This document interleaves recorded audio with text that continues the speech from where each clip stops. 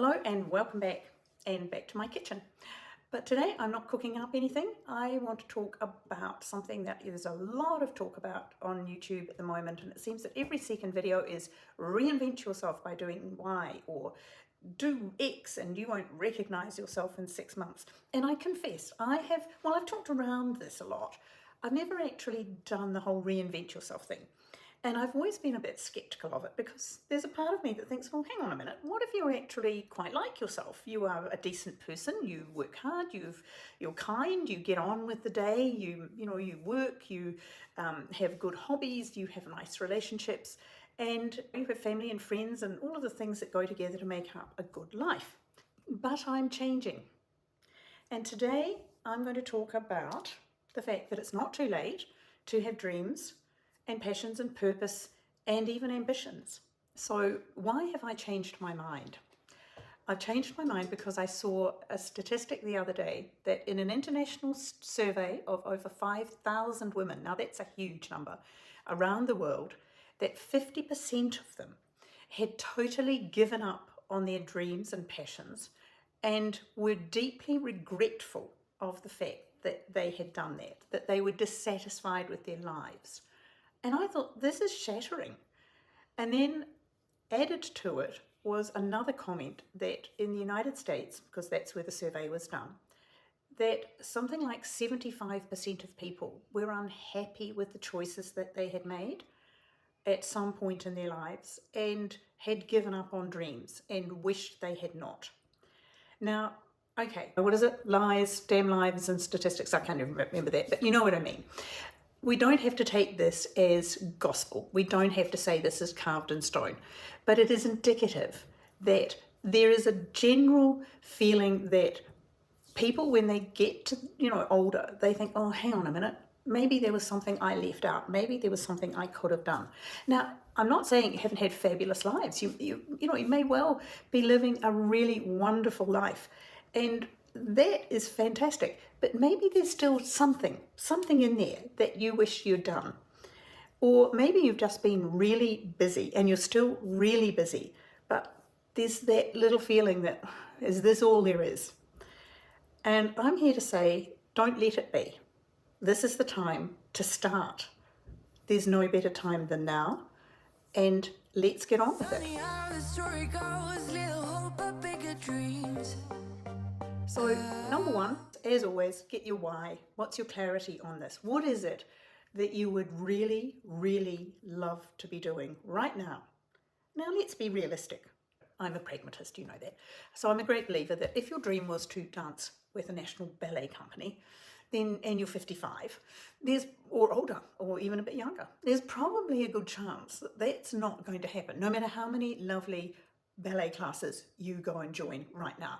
But that doesn't mean that you can't find something of that you loved. Maybe it is, I don't want to be prosaic, but you know what I mean. Write a book, do a painting. Grandma Moses was something like, 75 when she started painting.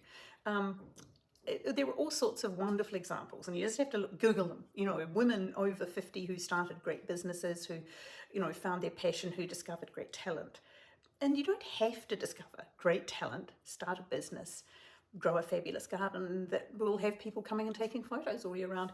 But you can do something that lights up your heart.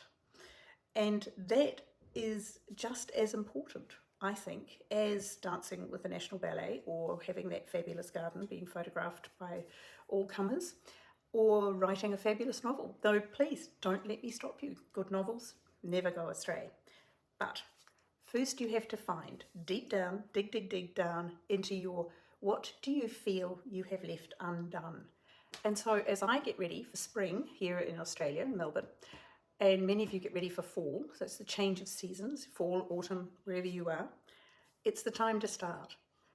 And the second thing we have to do is to acknowledge that our comfort zone is actually not that comfortable. That as soon as we start thinking about what we would have loved to do and that dream and that passion that we'd love to follow, then there's that niggle, that little bit of uncomfortable feeling. So often, this fear of stepping out of that comfort zone is what stops us. So we've got to use a bit of push and pull here. we've got to use the little bit of push that comes from that feeling of being a little bit uncomfortable. We have to find that little bit of some little passion. Look, whatever it is, it's legitimate. And then we have to step into that nearest part of the fear zone. And we've got to make that something else. We've got to make that our stretch zone. So rather than go from comfort zone to fear to overwhelm, I want you to see the little bit outside your comfort zone as just that little stretch zone. It's not the same as going from a walk around the block comfort zone to running a marathon. It's going from walk around the block comfort zone to adding a hill and going up a hill and going, oh, well, that was a bit harder.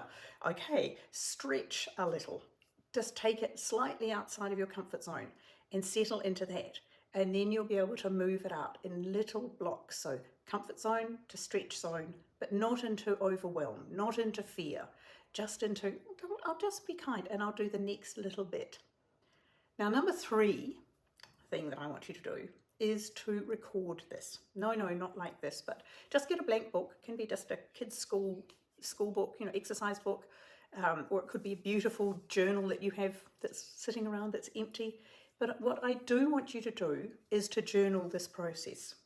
And that's one of those, hey, reinvent yourself in 6 months, blah, blah, blah, is if you start journaling, if you start writing those morning pages, and if you just take note of how you're feeling, what you've done, give yourself a pat on the back. The whole sort of brain to hand thing is really powerful. So I'd say, please don't do it on a computer. Don't do it on the notes on your phone, no matter how useful that is. All of those things, I'd say actually get something you can physically write in.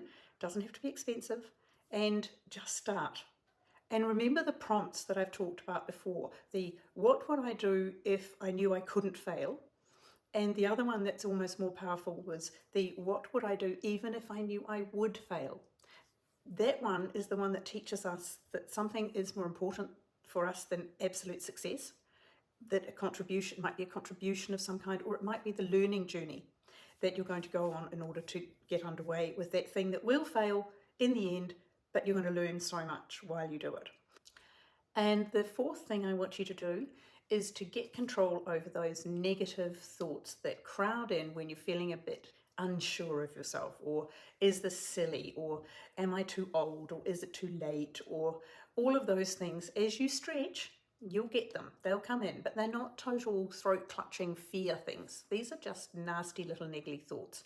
And you've got to remember that not everything you think is true. You've got to stop believing everything you think, okay?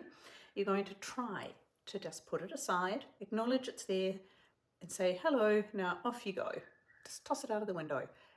You're going to have them.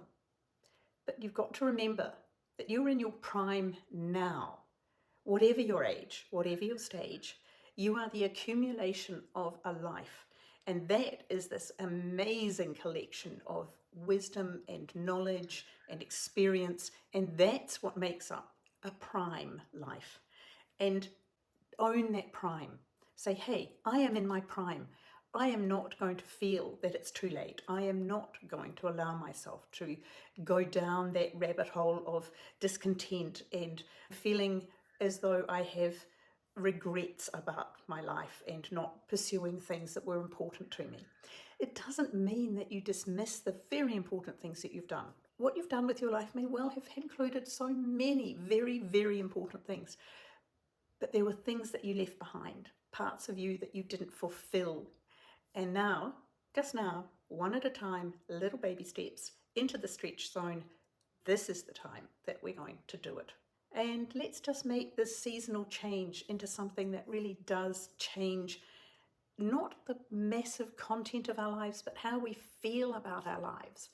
And that we will not be part of that 50% of women who feel that they have given up on their dreams, or the 75% of people who really feel dissatisfied and sad about their lives. Let's not be there, and let's encourage our family and friends and those people we love around us to not be in there either. So it's all about support. It takes a village to raise all of us, not just the child. So take care of yourselves wherever you are. I hope you're well. I hope you're happy. And I will see you soon. Bye. Funny how the story goes, little hope but bigger dreams. They try to bring a sucker down, singing loud.